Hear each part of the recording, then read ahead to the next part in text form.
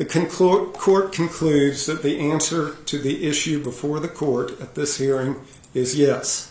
Austin Thompson is the rare offender whose crime reflects irreparable corruption. And I shall now enter judgment accordingly.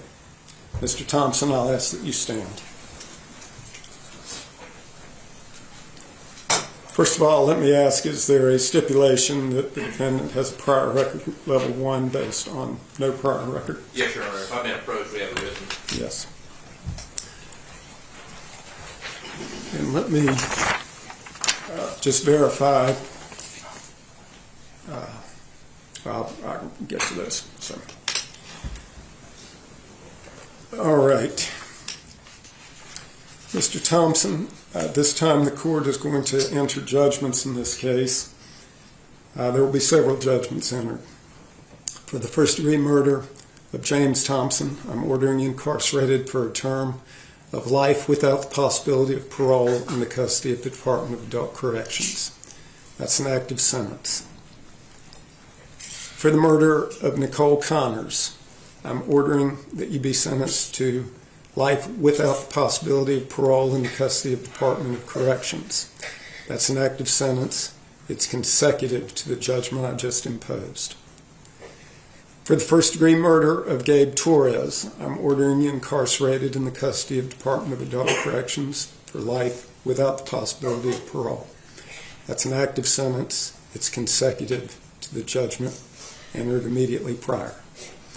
For the first-degree murder of Mary Beth Marshall, I'm ordering you to the custody of the Department of Adult Corrections for a sentence of life without the possibility of parole. That judgment is consecutive to the previously entered judgment.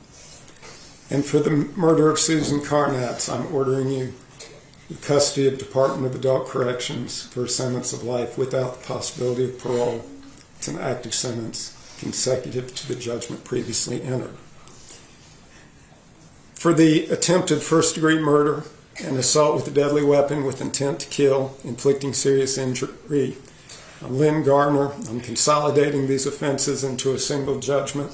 And Mr. Latour, is that a B2 felony, the attempted first-degree murder? Yes, Your Honor. Yes. Ordering you incarcerated for a term of 157 months minimum, 201 months maximum in custody of the Department of Adult Corrections. That judgment is consecutive to the judgments previously imposed. And finally, for the attempted first-degree murder, assault with a deadly weapon with intent to kill, inflicting serious injury, and assault on a law enforcement officer with a firearm, I'm consolidating those offenses into a single judgment.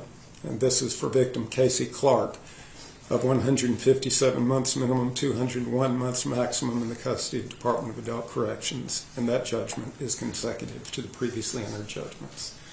And that, sir, is the judgment of the court.